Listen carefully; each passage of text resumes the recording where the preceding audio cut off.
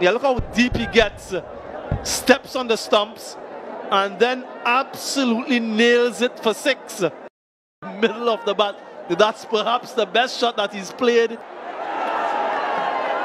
Probably he's gone straight lower, but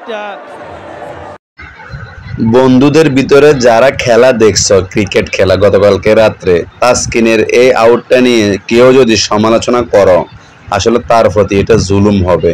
Taskin wicket পাইছে, ভালো খেলছে, তো আসলে তারা তো বল করতে করতে এমনিতে ক্লান্ত, দুর্বল, আর এমন জায়গায় এমন সিচুয়েশনে তাসকিন পৌঁছাইছে, সে অনেক এক্সাইটেড ছিল।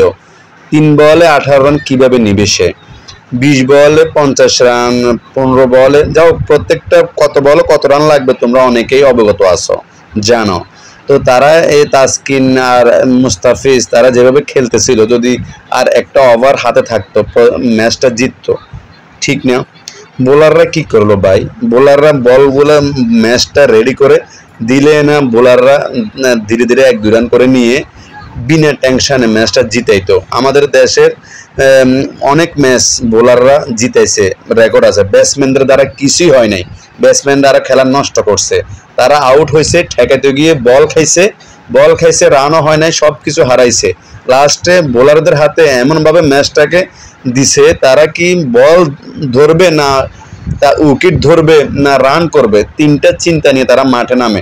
কেন বোলাররা এত চিন্তা করবে কেন? বোলারদের কাজটা বোলাররা করে দেয়, বল করে, তারা বল করতে করতে এমনিতে ক্লান্ত থাকে। তার আসলে কি বলবো, বলার কোনো ভাষা পাচ্ছি না। প্রত্যেকটা ম্যাচ দেখি, মনে অনেক আশা নিয়ে আমরা অনেকেই বাংলাদেশের খেলাগুলো দেখি, দেশের স্বার্থে ভালো লাগে, কিন্তু আসলে এসব ব্যাটসম্যানদের স্বার্থে না। এসব ব্যাটসম্যানদের দেখলে মন মেজাজ একদম খারাপ হয়ে যায়। আমার মতে এই প্রত্যেকটা ব্যাটসম্যানকে চেঞ্জ করে নতুন প্লেয়ার নিলে ম্যাচ সবগুলো জিতবে। বোলার সমস্যা না, বোলার পুরান সবগুলো থাক, তাদের বলগুলো ঠিক আছে। আমরা আসলে ক্রিকেট ম্যাচগুলো দেখতে ভালো লাগে যতক্ষণ আমাদের দেশের বোলাররা বল করে।